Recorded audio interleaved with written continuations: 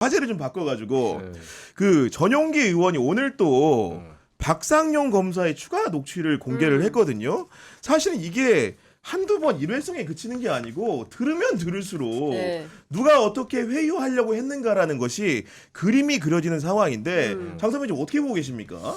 그 윗선까지 나왔어요. 그러니까 서민석 변호사가 오늘 오늘 공개한 전용기 의원이 오늘 공개한 서민석 변호사와 박상용 검사와의 대화를 보면 서민석 변호사가 살짝 두려움이 있어요. 아, 나 이렇게 해도 되는지 모르겠습니다. 라면서 그런 워딩이 나와. 예. 개별적게 웃어요. 네, 이러면서 그렇게 얘기를 하니까 이제 박상용 검사가 이 불안해하는 서민석 변호사를 달래면서 나를 믿어라.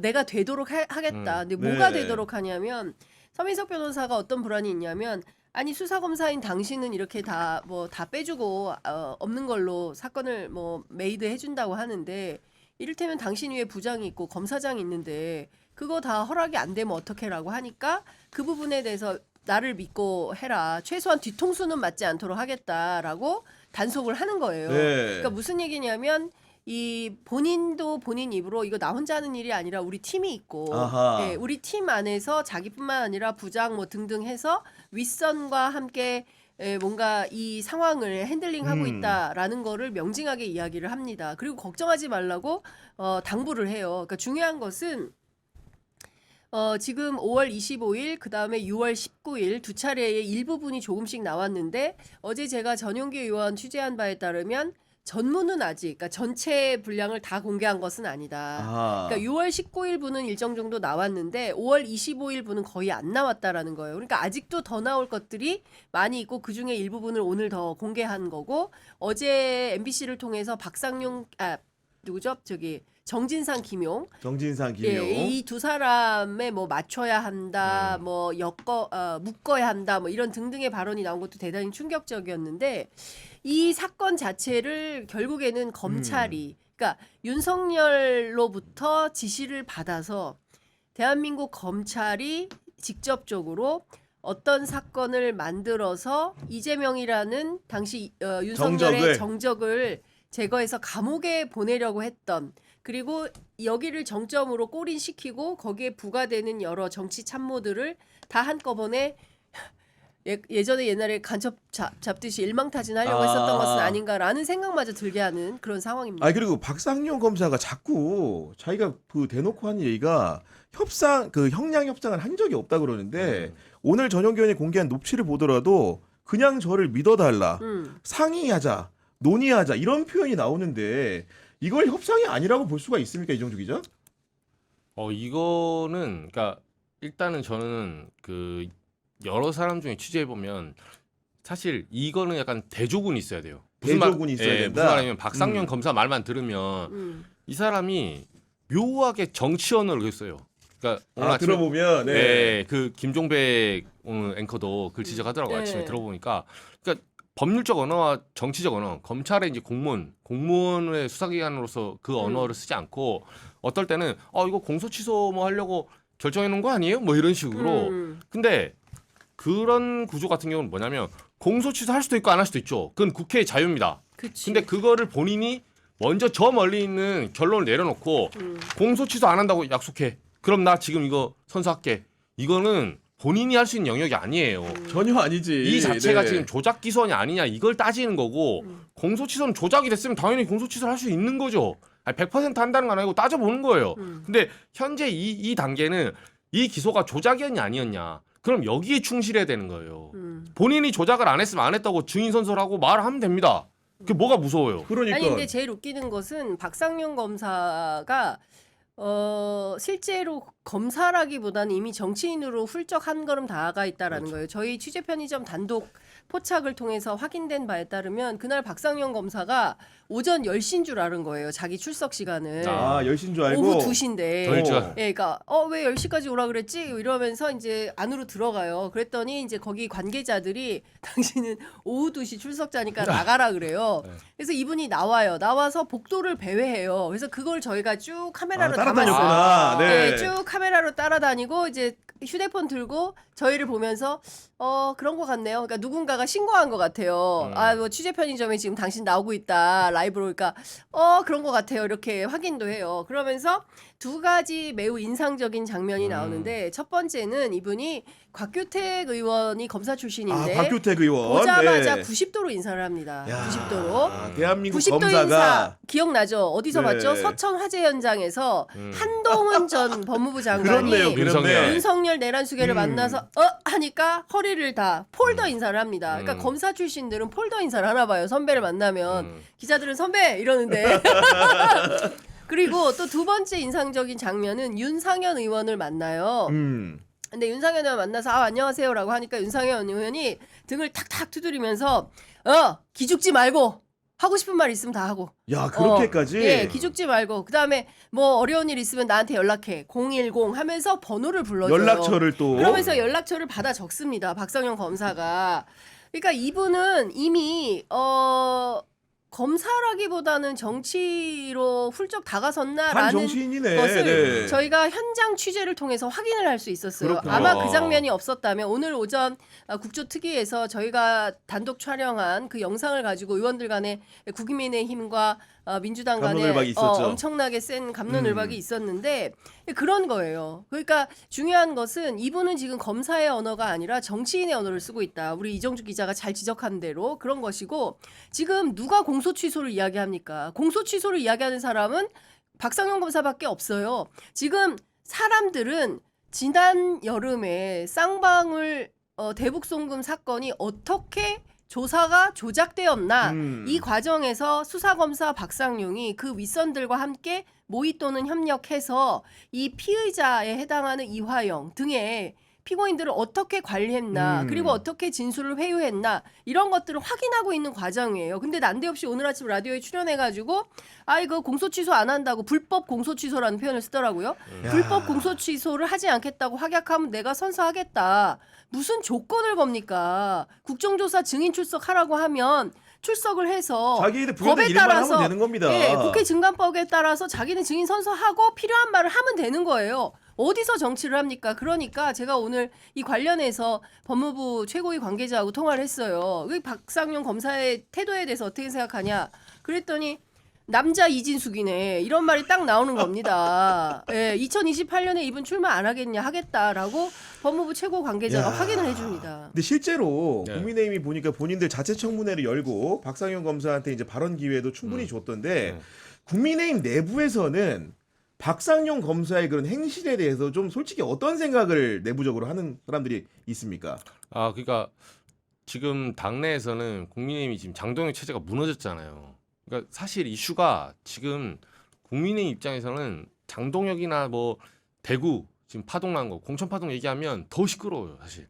그래서 뭐라도 본인들을 뭉치게 할 수 있는 이슈가 필요해요. 대체제가 필요한 상황이었다. 그렇죠. 그래서 이 사람도 눈물을 머금고 지금 가는 거예요.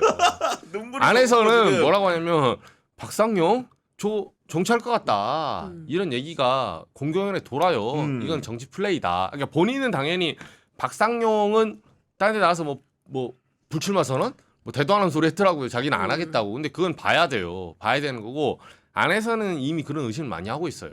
그런 상황이라고 말씀해 주신 거고 저는 오늘 그 전용기 의원이 공개한 녹취 파일을 들으면서 가장 뜨악했던 부분은 뭐냐면은 우리가 지금 법률 재개정을 통해 가지고 수사권과 기소권을 이재명과 분리하게 됐는데 네. 수사권과 기소권을 모두 가진 검사라는 존재가 얼마나 오만할 수 있는가를 본 건데 그 녹음 파일 중에 이런 워딩이 박상용 검사 입에서 나옵니다. 한 가지 말씀드릴 수 있는 건 아마 제가 약속드린 건 거의 그대로 될 것이다. 그렇죠. 이 오만함이 어디서 나오는 겁니까? 내가 수사하고 내가 처분하고 내가 기소하고 내가 불기소할 수 있기 때문에 이런 오만한 말을 변호사랑 통화하면서 녹음될 가능성이 있음에도 불구하고 그렇죠. 할 수 있는 거거든요. 아니 그러니까 이제 양손에 떡을 다 들고 내가 필요하면 너 이것도 주고 이것도 줄 수 있어. 그리고 의심하지 마. 너 뒤통수 맞지 않게 최소한 내가 윗선들 설득했는데 그게 잘 안 되면 내가 미리는 얘기해 줄게. 그러니까, 여기까지 얘기를 해. 네. 내가 미리 뒤통수라고 느끼지 않도록 미리는 얘기해 줄게. 이런 얘기를 합니다. 그러니까 무슨 얘기냐면 이 그 소위 이제 특수부 검사들의 수사 기법이라는 게 과거에 이런 방식이었구나. 그러니까 비단 이화영 사건뿐만 아니라 이재명 대통령 사건뿐만 아니라 한명숙 전 총리를 비롯해서 무수한 사건들에 대해서도 똑같은 수사 기법들이 들어갔을 것이고 흡사 이것은 뭐 친일이라든가 우리가 일제시대 때 일제강점기 때 또는 그 다음에 있었던 군부 독재 시절에 뭐 고문당하고 뭐 이런 게 없어져서 그렇지 합법적으로 할 수 있는 진술 회유나 조작은 여전히 자행이 되고 있구나. 이런 측면에서 우리가 검찰 개혁을 하지 않았다면 어떻게 했을까? 그러니까요. 100번 지금- 지나간 말씀입니다. 지금 이 순간에도 야 이거 제대로 안 해놨으면 큰일 날 뻔했다라는 생각이 좀 들고 또 한편에서는 전직 검사 출신들 정치인들 기자들 만나면 그런 얘기합니다. 그러면 공소청으로 간 검사들이 농간을 안 부릴 것 같아? 기소하느냐 마느냐 역시 검사 손에 달려 있어. 제가 어제 그 종합특검팀의 2명의 특검부하고 이제 전화 취재를 했는데 이분들이 굉장히 곤궁해요. 뭐냐 검찰에서 검사 파견이 잘 안 된다는 원래 거예요. 15명 나와야 되는데 아직 15 정원 명. 못 채웠잖아요 지금. 예. 15명 나와야 되는데 12만 나와 있고 셋을 못 채웠어요. 그러면서 어제 이 권영빈 특검이 나와가지고 그 윤석열의 대통령실에서 실제로 쌍방울 대북송금 사건에 개입한 단서를 찾았다라고 얘기를 했어요. 그래서 구체적으로 뭘 찾았냐라고 물어보려고 전화를 했더니 거기까지는 아직 언급할 수는 없는데 왜 나와서 얘기를 했냐면 검사 파견을 좀 받아야 돼서 그 얘기를 하려고. 이런 그리고 중차대한 자꾸- 문제에서 그쵸. 제대로 해야 되니까. 그렇습니다. 그리고 또 하나는 왜 자꾸 수사 범위에 대해서 그 특검 수사 범인이 아니네 이런 말을 하느냐 이런 얘기를 한다는 거예요. 그래서 그거를 명토 박아서 분명하게 선긋기를 하려고 나왔다. 그래서 제가 관련해서 또 물어봤어요. 그랬더니 이 법무부에서는 어떤 얘기를 하냐면 가겠다는 사람이 없다는 거예요.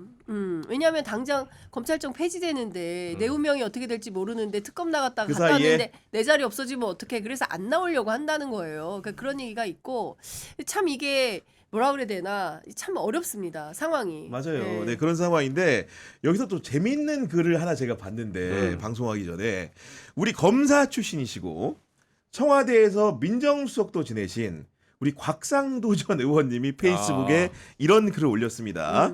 검사는 2021년 2월 4일에 제가 김만배와 전화 통화를 했고 이 통화를 통해 이들에게 50억 원을 주기로 했다는 대화가 있었다는 취지로 주장하는 내용을 담은 검사 의견서를 재판부에 제출했습니다. 그런데 통신사로부터 제출받은 통화 내역에 2월 4일자 통화 내역은 없습니다. 각 재판부도 없다는 것을 확인했고 검사에게 통화 내역을 소명하라고 했지만 지금껏 소명하지 못하고 있습니다. 그러면서 곽상도왈 이것 말고도 증거 조작이 더 있습니다. 지금 국회에서 조작 기소 국정조사를 하고 있는 것으로 알고 있습니다. 제가 명백한 증거 조작의 피해자입니다. 이 얘기를 곽상도 전 의원님이 하셨더라고요. 네. 이정주 기자. 아, 근데 이거는 제정신이 아닌 것 같은데요. 그냥 한마디로. 이런 주장이 사실이라고 한다면은 통화를 해서 이런 진술이 있다고 받아놨는데 그 통화 내역이 없다? 만약에 이게 곽상도 주장이 사실이라고 한다면은 곽상도의 죄의 유무를 떠나서 네. 이런 식의 기소 자체도 네. 굉장히 문제가성이 있는 겁니다 이게. 엄청나요. 그런 일이 굉장히 많았잖아요. 이를테면은 저 소위 얘기하는 진술 조서를 받아놨는데 봉지욱 씨가 확인한 것도 많잖아요. 네. 뭐 단어를 바꾼다거나 전혀 엉뚱한 단어를 써놓는다거나 뭐 이런 식의 이제 내용들도 굉장히 많이 있다라는 것이고 저는 곽상도 의원뿐만 아니라 권성동 의원도 권성동 의원도. 엄청난 검찰개혁주의자예요. 아니 검찰이라면 치를 떨어요. 왜?